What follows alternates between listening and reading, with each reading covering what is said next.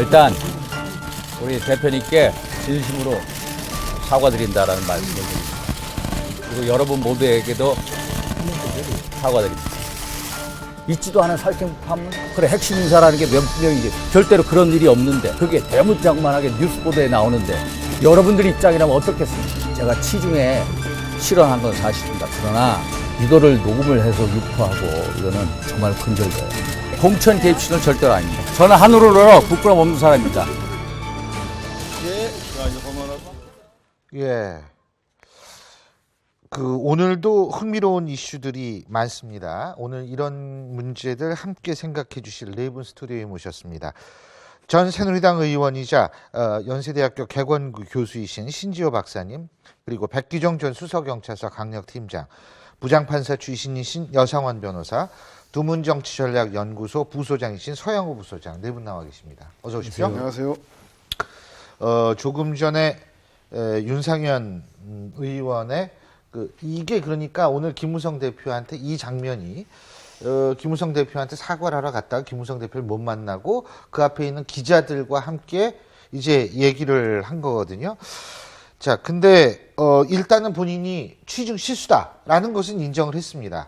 하지만 살생부 파문인지 다시 언급을 했습니다. 어떻게 보셨습니까? 그러니까요. 저기 진심으로 뉘우치고 진짜 미안한 마음 때문에 사과하러 간 건지, 여론에 빗발치는 여론 때문에 그냥 면피성 차원에서 갔는지, 그 진정성, 사과라는 건 늘 진정성이 있어야 되지 않겠습니까? 근데 기자들을 향해서 얘기하는데 내가 이렇게까지 찾아왔는데 김무성 대표 그 연문으로 나가는 거 보셨죠? 이런 얘기를 하지 않나요? 그다음에 저도 며칠 전에 그 영화 그 동주를 봤습니다. 근데 그 일제강점기에 말이에요. 그 문학적 감수성이 예민했던 청년 윤동주가 남긴 시 아닙니까? 서시. 죽는 날까지 하늘을 우러러 한 점 부끄러 먹기를 잎새에 이는 바람에도 나는 그렇게 괴로워했다. 근데 윤상현 의원은요, 그거를 카피로 했는지 하늘을 우러러 부끄러 없는 사람이다. 단 한 점도 자기는 부끄러 없는 사람이다. 이렇게까지 얘기하는 거 보면 전혀 어떤 본인이 어떤 실수를 했고 뭘 했는지 아직까지도 너무 지나친 당당한가? 어떻게 보면 오만함이랄까요? 그런 것들이 아직까지도 그대로 엿보입니다. 권력 실세로서의 어떤 그 오만함이 아직까지도 그대로 엿보입니다. 네. 어떤 경우에서도 수리 면제부가 돼서는 절대 안 되고요. 특히 지금이 어느 때입니까? 살생부 명단, 여론조사 사전 유출 때문에 친박과 비박이 아주 날이 서서 살얼음장 같은 공천판인데 대통령을 누나라고 부를 정도의 권력 실세인 사람이 저렇게 함부로 말해서 이 공천이 정말 공정 공천인지 그 의구심을 가질 수밖에 없는 그런 상황 아니겠습니까? 언행에 각별히 주의했어야 하다고 봅니다. 근데 지금 법원에서도 술 먹고 한 범행에 대해서 옛날에는 좀 관대했거든요. 남자가 술 먹고 그럴 수 있지. 지금은 아주 엄격하게 합니다. 근데 이건 범행은 아니죠. 그러니까 범행은 아니죠, 예. 당연히. 그런데 지금 윤상현 의원의 지금 좀 전에 사과를 보면요. 예. 내가 잘못한 건 잘못한 거지만은 이걸 갖다가 녹음해 퍼뜨리는 사람이 더 나쁘다. 이게 나는 참 억울하다는 취지로 들리거든요. 예. 그런데, 예. 제가 볼 때 이게 이런 실수를 할 정도로 술을 먹으면 있죠. 자기 말대로 술을 먹으면은 그냥 쓰러져 자야 됩니다. 그 취중 진담이라고 어떤 말을 할 때 지금 제가 볼 때는 윤상현 의원이 지금 술에 대해서 핑계를 대는 거는 지금 내 행동이 결코 내 진심이 아니고 이게 과장됐고 보도가 잘못된 이걸 술에 지금 모든 책임을 미루고 있는데요. 제 생각에는 윤상현 의원이 지금 이래서는 안 되고요. 대통령을 위해서라도 그리고 그가 아끼는 친박을 위해서라도 지금 빨리 모든 걸 터는 게 좀 부담을 덜어주는 게 아닌가. 술을 지금 핑계 대지 말라는 거죠. 근데 만취를 해서요, 기억을 못할 정도로 하면서요, 굉장히 전략적인 발언을 합니다. 내가 정도원 의원하고 만날 준비가 다 돼 있다. 내일 쳐야 된다. 근데 그 이후에 사태 전개가 어떻게 됐죠? 김무성 대표로부터 그걸 들었다고 하는 정도원 의원이 언론에 대고 내가 김무성 대표한테 이런 얘기를 들었다. 심지어 김무성 대표가 나한테 한 얘기를 이렇게 바꿔달라고 2번이나 요청을 했다. 그런 정도원 의원의 폭로라고 할까요? 그것 때문에 김무성 대표가 엄청나게 위기에 몰리고 위축이 되고 결과적으로 대국민 사과, 당원과 국민 사과를 할 수밖에 없게 되는, 그러니까 김무성 대표를 무력화시키는 쪽으로 이 시나리오가 흘러갔거든요. 그러니까 그리고 그날 지금 정도원 의원이 하는 얘기가 윤상현한테 전화 와 있더라. 근데 다시 내가 리턴콜은 안 리턴콜을 했다. 했더니 안 받더라.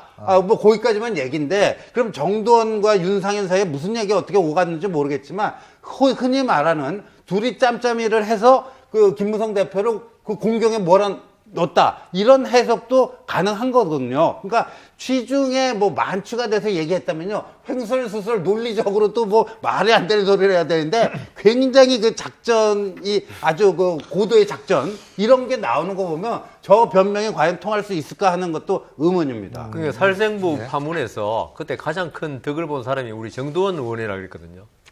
근데 지금 이번에 그 윤상현 의원이 정두원하고 이야기 다 돼 있어. 이 말 함으로써 있죠. 정두원 의원이 과연 지금 우리 신 박사 말대로 과연 그 자기 혼자서 이 살생부 이야기 들었다는 걸 했겠느냐. 결국 이 말대로 하면 그 전에 윤상현 의원하고 이미 이야기가 다 돼가지고 그 김무성 의원을 어떤 구렁이에 빠뜨리기 위해서 모든 걸 계획한 거 아니냐. 이런 생각밖에 안 들거든요. 이게 날짜를 보면은요, 정두원 의원이 얘기한 거하고 비슷한 날 아닌가요? 그러니까 이 얘기를 터뜨린 거하고요. 그러니까 맞습니다. 뭐 정두원 의원 같은 경우에는 꼭 윤상현 의원하고 통화도 못했다고 얘기를 하고, 그러니까 이거는 정두원 의원의 얘기를 한 말이죠. 거. 물론 그렇습니다만 얘기를 한 거 글쎄요. 그거는 우리가 뭐 추론밖에 안 되는 거기 때문에. 근데 제가 여기서 궁금한 게 하나 있습니다. 이 녹음 과정이 어떻게 됐는가가 좀 궁금한데요. 팀장님께 제가 좀 여쭤보고 싶은 게요. 네. 자, 팀장님 이 녹취 들어보셨죠? 네, 그죠? 들어봤습니다. 이 녹취를 들어보셨는데 이 녹취가 통화 대상자가 녹음을 한 거라고 보십니까? 아니면 통화 대상자가 아닌 윤상현 의원이 얘기를 하는, 그러니까 통화하는 그 옆자리나 주변에서 녹음을 한 거라고 보십니까? 네, 바로 옆자리에 있는 사람이 녹취를 한 것으로 그러니까 상대가 보입니다. 녹음을 한 것은 아니라고 보시는 그렇죠. 거군요. 바로 옆자리에 있는 사람이 녹취를 한 것이죠. 이 상황이. 왜 그렇게 생각하시죠? 왜 그러냐면 만약에 그 내용이 전체적으로 다 그 상대방 통화하는 상대방이 했다면은 예. 상대방 그 말하는 게 다 들어와야 되거든요. 예. 근데 이 부분은 지금 윤상현 의원만 얘기하는 부분이 녹취가 됐거든요. 예. 이런 측면에서 옆에 있는 측근에 있는 사람이 녹취를 했다. 이런 분석이 가능합니다. 누군지는 우리는 알 수 없습니다. 누구랑 통화를 했는지도 알 수가 없습니다. 그런데 이 녹취를 공개했으면 그 의도나 목적이 있을 거 아닙니까? 그러니까 윤상현 의원도 지금 이제 음모론 이런 얘기를 하고 있는 건데 어떻게 보세요? 그거? 아니 그런데 윤상현 의원이요 이제 예. 법적으로는 이렇게 된다고 합니다. 그러니까 저하고 백기정 팀장님하고 얘기하고 있는데 제가 백기정 팀장님하고 저하고의 그 대화를 녹음하는 것은 그 합법적인 거라는 거죠. 근데 그 상태에서 백기정 팀장님께 어떤 사람이 전화가 걸려왔습니다. 전화를 걸어왔는데 이게 좀 은밀한 전화 같으면 백기정 팀장님께서 자리를 피하시거나 딴 데 가서 제가 못 듣는 곳에 가갖고 그거 할 경우에 제가 그 따라가서 그거를 몰래 그걸 또 녹음을 계속했다. 그럼 불법이지만 그 상태가 원래 저하고 얘기하고 있던 상태에서 전화가 걸려갖고 그거 제가 앞에 있는 거 전혀 의식하지 않고 그냥 계속 얘기를 하고 그거를 그냥 계속 녹음하고 있었다. 그럼 그건 불법이 안 된다는 거죠. 자, 김무성 대표 오늘 만나주지 않고 진짜 영문으로 갔습니다. 자, 김무성 대표 같은 경우에 왜 아무 얘기도 하지 않았을까요? 어떻게 보세요? 뭐 이게 지금 제가 볼 때는 김무성 대표는 고민이 많아지는 게 이한구 공천관리위원장이 오늘 원래 예정되어 있던 2차 컷오프 명단을 발표를 안 했습니다. 만약 그 안에 혹시 김무성계라던가 김무성 대표가 포함됐던 건 아닌지 추측과 오해를 할 수 있는 만한 상황인데 따라서 김무성 대표는 2차 컷오프 명단에 과연 어떻게 윤상현 그 의원의 발언이 반영이 되었는가에 대해서 지켜보고 있고 지금 오늘 하루 종일 침묵했는데 침묵은 더한 큰 분노보다 훨씬 더 무서운 거거든요. 그래서 제가 보기엔 2차 컷오프에 대한 방향을 보고 김무성 대표가 아주 그 양당간의 결단을 내리지 않을까. 저는요, 이 상태에서 이한구 위원장께서요, 이걸 중단해야 된다고 봅니다. 물론 시간이 없습니다. 그런데 만약에 윤상현 의원이 통화한 상대가 공천관리위원회 멤버였다면요, 이건 그런 상태에서 발표하면 안 되는 거예요. 그거를 누가 믿겠습니까?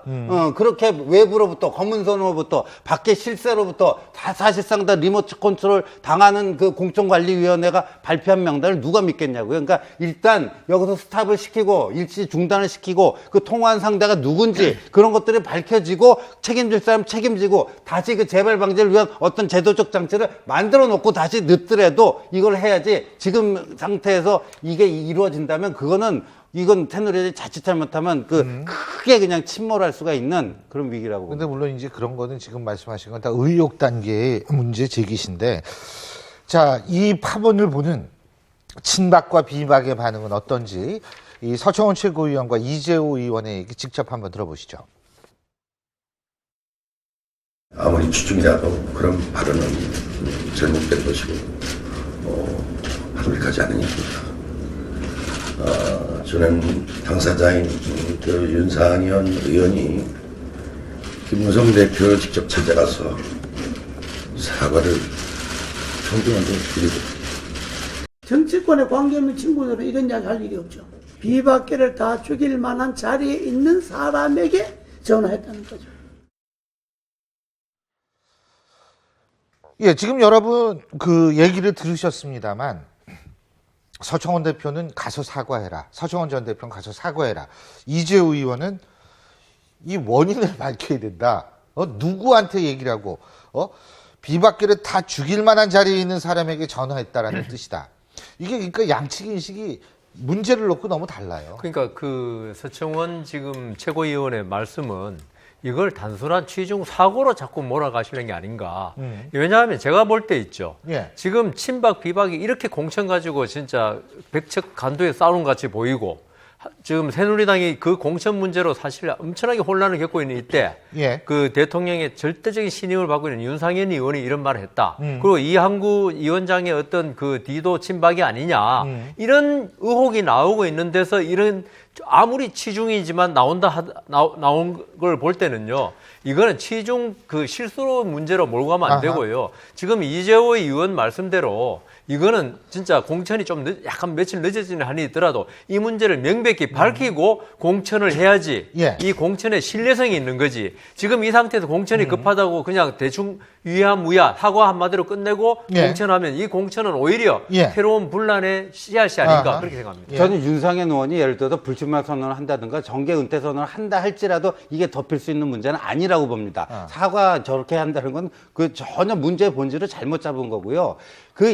며칠 전에요. CBS 녹화 뉴스에서 또 단독 보도한 게 있어요. 친박 실세 의원이요. 지난달에 강남의 모 호텔에서 서울 지역 친박계 의원들을 모아서 저녁을 먹었답니다. 근데 거기서 술자리가 이루어졌는데 술이 꽤 오른 상태에서 그 실세 의원이라는 사람이 내가 유승민하고 저 분당갑에 유승민 의원하고 친한 그 이종훈 의원인가요? 그 두 명은 반드시 내가 제거할 거다. 이한구가 공천관리위원장이라지만 내가 다 컨트롤할 수 있다. 이런 얘기 했다는 거 아닙니까? 그러면 그 사람은 또 누군지 제가 알기로는 그 사람은 윤상현 의원은 아니에요. 또 윤상현 의원이 아닌 또 다른 친박 실세란 말입니다. 그러니까 이게 공천관리위원회는 그야말로 그냥 그 겉으로 나와 있는 허수아비 그냥 그 공식적인 기구에 불과하고 실제적인 공천은요. 무슨 동팀 지금 여의도 가면요 별의별 루머가 다 돌아다니는 거예요. 뭐 총선 실질적으로 때마다 그런 얘기가 데서 많이 다 나오니까요. 이루어져 갖고 오는 거를 다만 그 공관이 마이크를 통해서 발표할 뿐이다. 지금 이런 거거든요. 그러니까 이거 자체에 대해서 예. 메스를 대야 돼요. 예. 백발을 양보해서 이런 사안이 터지면 친박이든 비박이든 자기에게 유리하게 아전인수로 해석을 합니다. 예. 음모다, 아니다, 이것은 그 보이지 않는 권력에 의한 공천 개입이다. 그런데 여기서 중요한 실수를 한 사람이 있는데 저는 청와대 핵심 관계자라고 하는 분이 뭐라 그러냐면 해프닝인데 원인이 있는 해프닝, 즉 이 문제에 대해서 처음에 살생부 문제를 꺼낸 김무성 대표의 책임이 아니냐고 청와대가 윤상현 의원을 두둔하는 발언을 했단 말입니다. 이건 오히려 더 이 문제를 해결하기보다도 뭔가 보이지 않는 권력을 숨기고 차단하기 위한 그런 의혹으로밖에 보이지 않기 때문에 저는 이 문제는 반드시 물론 규명하지 이제 않으면 안 사실 된다고 새누리당 생각합니다. 입장에서 볼 땐 이 파문이 커지는 게 총선을 위해서 결코 바람직하다고 생각하지는 않겠죠. 하지만 중요한 것은 이걸 덮기 위해서는 또 궁금한 점이 어느 정도 밝혀져야 되는데 지금 예를 들면은 이 윤상현 의원 같은 경우에는 음모론을 주장하고 있습니다. 누가 녹음을 했는지 우리는 알 수가 없고 그리고 중요한 건 통화 대상도 알 수가 없습니다. 그런데 본인은 기억을 하지 못하고 있다라고 얘기를 합니다. 이 부분에 대해서는 어떻게 보십니까? 아니 근데 이게 통화 상대를요 그거 기억 못하더라도 이거 통화 기록 보면 다 나와요. 그래서 아까 기자들이 통화 기록 확인해 보면 금방 확인될 텐데 근데 한 두 사람 정도가 찝히는데 이 사람인지 저 사람인지 기억이 안 난다. 얼마나 무책임한 답변입니까? 그다음에 누가 녹음했는지도요. 그게 그 윤상현 의원 지역구거든요. 그럼 그 옆에 다 수행 보좌관들이 있고요. 옆에 있었던 사람이 이래봤자 그 시간대 뻔합니다. 그런 것들을 다 밝혀줘야죠. 아니 근데 음모론이라 그러는 데 있죠.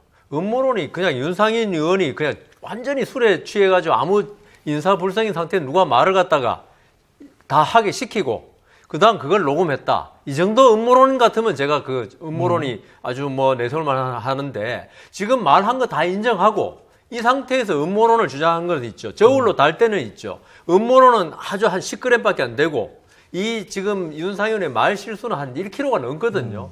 이런 상태에서 음모론을 내 발언에 대해서 정당화까지는 아니겠지만 그걸 한다는 것은 마치 도둑이 자기를 몰래 숨어서 잡은 경찰을 욕하는 것과 같은 거 아닌가 그런 생각이 듭니다. 통상적으로 대화 예. 내용이 기억이 안 난다는 건 있을 수 있는 일인데 누구랑 통화했는지 기억이 안 난다. 이건 좀 도저히 비상식적인 거고요. 이 얘기는 뭐냐면 통화한 사람을 밝힐 경우에 부당한 권력의 공천 개입이 폭로될 수 있는 그런 중요한 아, 근데- 사람이기 때문에 가리기 위한 게 아닌가 그런 의혹을 보게 근데 됩니다. 사실은 술 먹고 전화할 때 누구한테 전화했는지 기억 안 난 적 없어요. 이렇게 중요한 얘기를요. 김무성을 날리자고 한 얘기를 아무나 할 수 있겠습니까? 뭐 아니 괜히 비박 얘기했다가 중에서도 제가 그냥 비박 저만 중에서 그런 거. 형님이라고 한 사람 예. 그 저희 연령이 좀 있고 비박 중에서 찾으면 예. 제가 보기에는 통화 기록하고 그 당시에 이 녹음을 한 사람 제3자가 있을 거고 그리고 제가 보기에는 좀 분명히 밝힐 수 있는 내용이 밝히지 알겠습니다. 않는 것 같다는 의혹이 깊습니다.